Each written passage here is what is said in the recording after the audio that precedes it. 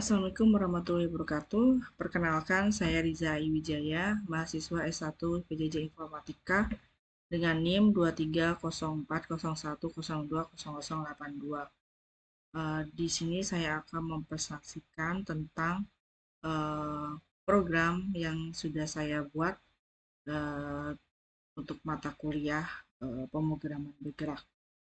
Oke, dan saya membuat judul aplikasinya yaitu Medi Reminder, yaitu untuk pengingat obat harian.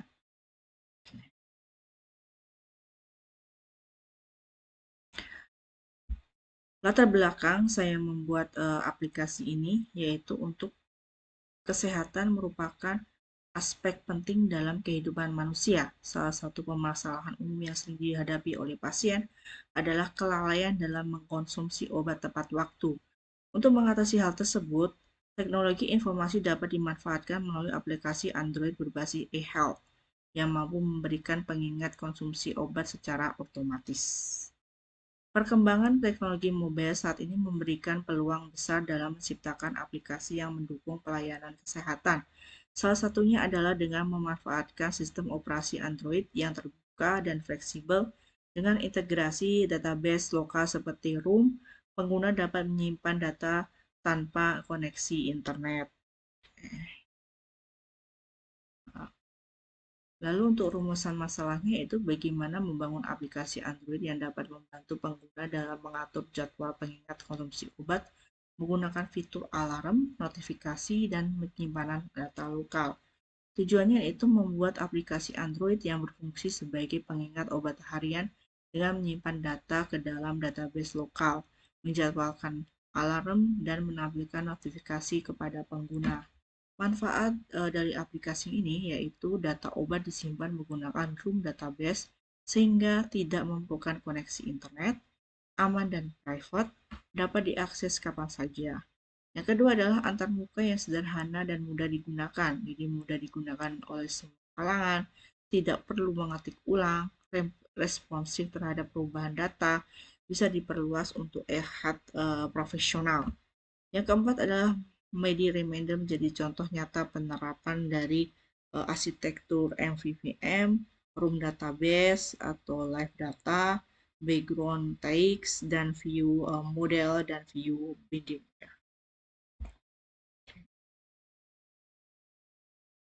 Implementasi aplikasinya.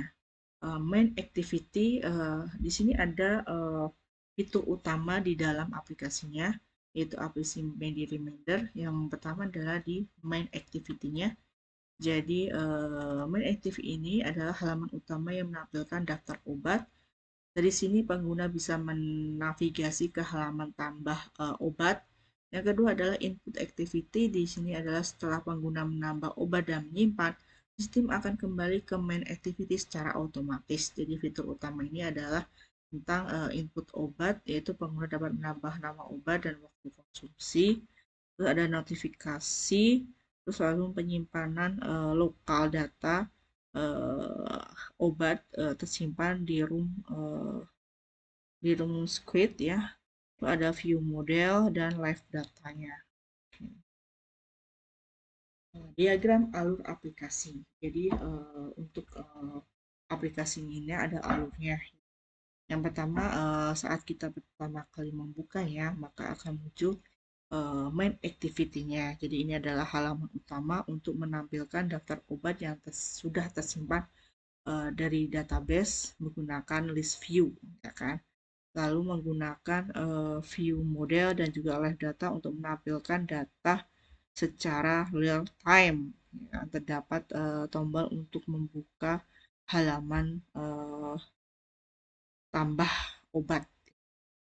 Lalu yang kedua ini adalah untuk menginput activity, yaitu halaman input data obat atau nama dan waktu minum obat.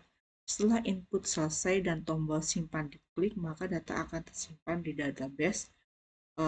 Jadi untuk fungsinya adalah schedule reminder, jadi untuk mengingat jadwal minum obat. Yang ketiga ini adalah alurnya dari input obat lalu masuk ke langkah alur ketiga yaitu di room database terhubung di sisi input activity. Jadi basis data lokal untuk menyimpan data obat. Jadi dari input activity yang sudah diinput tadi, daftar obat akan masuk ke daftar ke database FUM, yaitu ada database untuk menyimpan data obat, nama-nama obat dan juga notifikasinya. Jadi menggunakan apa namanya obat akan tersimpan di dalam room database. Lalu kemudian ada alarm scheduler. Jadi ini fungsi untuk menjadwalkan alarm penyet menggunakan alarm manager. Jadi mengatur sistem agar memunculkan apabila sudah waktunya minum obat, maka di aplikasi akan muncul obat yang harus diminum dan waktu. Lalu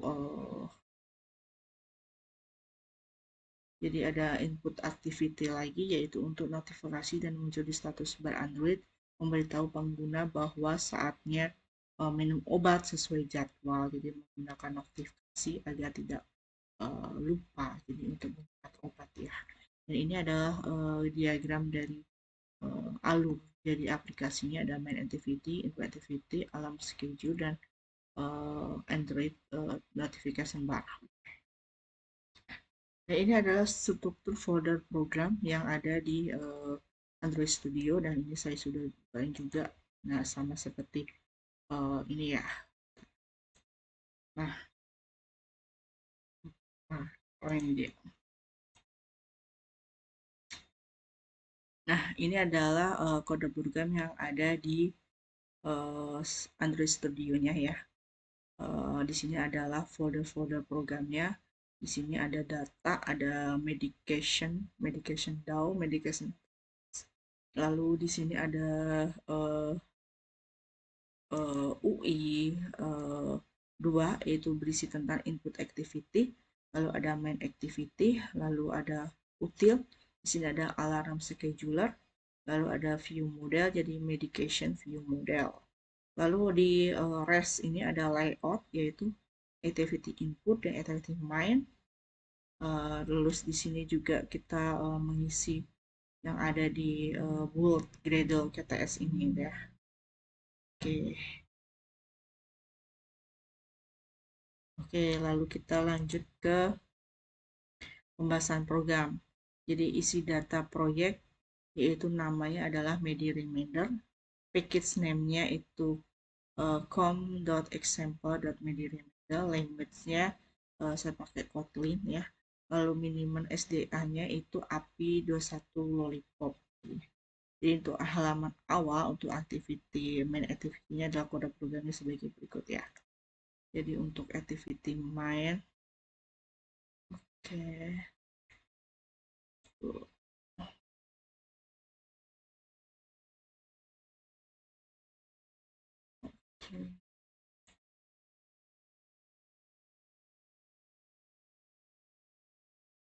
Nah, ini adalah kode program untuk di dalam main activity, yaitu halaman utama. Di halaman utama saat kita membukanya. Oke, di sini ada ini, lalu kemudian maka setelah di run ya, lalu penjelasan kodenya sebelum itu adalah penjelasan kodenya. Jadi package, yaitu basis ini menunjukkan bahwa file ini berada dalam package bernama com.example remedy remainder UI2, yaitu struktur folder tempat project disimpan. Lalu ada import library, yaitu notifikasi channel digunakan untuk membuat saluran notifikasi pada Android 8 ke atas. Notification manager digunakan untuk mengelola dan menampilkan notifikasi ke user. Lalu ada kode program import Android content dan import Android content intent, yaitu kalau konteks, maksud saya konteks itu adalah objek konteks dari aplikasi digunakan untuk mengakses sumber daya aplikasi. Kalau yang untuk intent yaitu digunakan untuk berpindah antar aktiviti seperti membuka input activity. Lalu ada import Android OS dan import Android OS Badal ya. Boot adalah menyediakan informasi tentang versi Android perangkat. Sedangkan Badal digunakan untuk menyimpan dan mengambil data ketika aktiviti dibuat atau dikembalikan. Oke, di sini juga ada array adapter, yaitu adapter untuk menghubungkan Oke, di sini juga ada import and delete ya. Import and delete sampai import itu SMP media remainder, yaitu untuk mengumpulkan data string dengan komponen list view. Terus ada lagi activity dasar dari Android, view model untuk mengumpulkan view model ke activity, menjamin data tetap ada saat rotasi layar. Dan ada activity main binding, itu view binding yang otomatis dihasilkan dari layout activity. Um, Main kemungkinan akses langsung ke ID komponen tanpa find view build ya. Lalu ada medication view model, itu kelas yang mengelola dan menyediakan data medication ke UL, menyimpan daftar obat ya. Bukan maksud saya ke UI, yaitu user interface ya, untuk menyimpan daftar obat. Lalu ada schedule reminder, yaitu fungsinya untuk menjadwalkan pengingat harian menggunakan alarm manager dan broadcaster receiver. Terus adanya adalah deklarasi kelas main activity. Main activity adalah halaman utama aplikasi yang akan ditampilkan pertama kali saat dibuka. Lalu ada inisiasi view binding agar kita bisa mengakses elemen layout tanpa find view. Inisiasi view model untuk mengelola dan data medication secara terpisah dari UI agar lebih efisien dan tetap responsif. Itu adalah seperti ini, kode program ini adalah untuk menghubungkan layout activity atau main activity, main XML ke activity. Oke. Lalu sini juga ada menyiapkan database untuk list view agar bisa melihat data obat yang disimpan. Lalu untuk mengamati observe data obat database dan menerapkan list view. Dan di sini adalah untuk ketika tombol tambah obat ditekan akan membuka input activity dan menambahkan data obat baru. Lalu ini kode program untuk menjadwalkan alarm pengingat setiap hari pukul 8 pagi menggunakan alarm manager terhubung ke alarm receiver.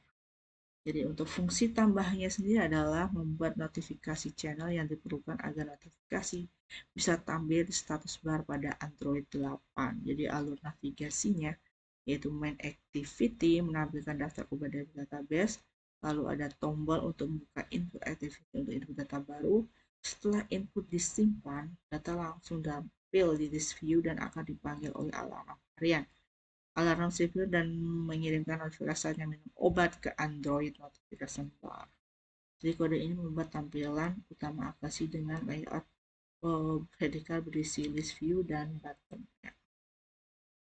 Nah, struktur kode ini adalah deklarasi XML dan root layout ya. Jadi untuk XML ini adalah penjelasannya adalah linear layout, utamanya menata komponen secara vertikal, Android padding yaitu 16 dp memberikan jarak dari tepi layar ke dalam layout. Lalu ada match parent komponen mengisi seluruh lebar dan tinggi layar. Ada list view, daftar obat. Jadi untuk penjelasannya seperti ini ya. Lalu untuk ada button, ada tambah obat, penjelasannya seperti berikut. Jadi untuk menambah obat ke dalam database. Oke. Nah, ini adalah hasil output untuk di main activity-nya. Jadi ketika kita menginputkan di input activity, maka akan muncul di dalam sini ya. Ini adalah saya belum mengisinya ya. Jadi ini masih kosong ya. Jadi ini adalah item 1, nama obatnya, nama obat, nama obat, nama obat. Lalu di sini ada tombol untuk tambah obat. Oke. Di halaman kedua itu adalah input activity. Jadi setelah halaman utama ada tombol ini adalah tombol tambah obat, lalu akan masuk ke halaman kedua di input activity, yaitu untuk menginputkan obat dan juga jadwal jam minum obatnya, dan kode programnya adalah sebagai berikutnya. Jadi ini adalah input activity adalah halaman tempat user menginput data obat, nama, dan waktu konsumsi. Kemudian data ini akan disimpan ke room database melalui view model. Nah, di sini adalah package dan importnya. Oke. Nyatakan bahwa file ini berada di dalam package user 2, dan ini adalah untuk mengakses data upstream class medication. Lalu ini adalah mengaktifkan find binding untuk file activity input .xml, dan ini adalah mengakses view model untuk menyimpan data ke database. Lalu ini adalah kemungkinan untuk ini ya apa instan dari view model. Ada dikasih kelas, ada dikasih properti, ada dikasih metode on grid. Dan di sini ada inisiasi view model. Kode ini dijalankan ketika tombol simpan ditekan dengan oleh pengguna pada tampilan input. Tujuannya adalah untuk mengambil input nama dan waktu obat, lalu memastikan obat itu tidak kosong, ya. Jadi setelah jadi inputannya itu tidak kosong, jadi harus ada untuk pengingat obatnya adalah lalu menyimpan data ke database menggunakan view model, menutup input activity dan kembali ke main activity. Lalu ada menangani klik tombol, ada mengambil input dari edit text, jadi yang mengambil nilai nama obat dan jam konsumsi obat dari edit text, kemudian mengubahnya ke string. Lalu ada validasi input tidak kosong, jadi tidak boleh kosong, harus diisi ya, karena untuk mengecek agar input tidak kosong, wajib diisi, jika kosong tidak akan disimpan. Lalu ada menyimpan data ke database, jadi membuat objek medication dengan nama dan name, time atau waktu, lalu mengirimkan ke view model lalu simpan ke room database. Jadi untuk nama obat dan juga waktu minum obatnya akan disimpan di room database. Jadi ini adalah untuk menutup halaman dan kembali. Oke, untuk selanjutnya adalah inisialisasi hubungan dan struktur aplikasi. Jadi ada view binding dan mengakses komponen UI seperti map name, edit text, save button. Jadi ada view mode dan menyimpan data medication ke database melalui DAO. Input activity tempat input data obat dilakukan. Jadi kode program untuk di halaman layout activity input seperti berikut ya. Ada struktur layarnya seperti ini, ada underline seperti ini. Seperti yang ada di apa namanya? Ini adalah studio Android-nya. Ya. Tadi ini adalah, nah ini adalah sama ya sebetulnya ya. Oke. Lalu kemudian sama ini adalah edit text 1 untuk input nama obat yang ini. Lalu ada edit text 1 input nama obat yang kedua. Dan button adalah tombol untuk simpan.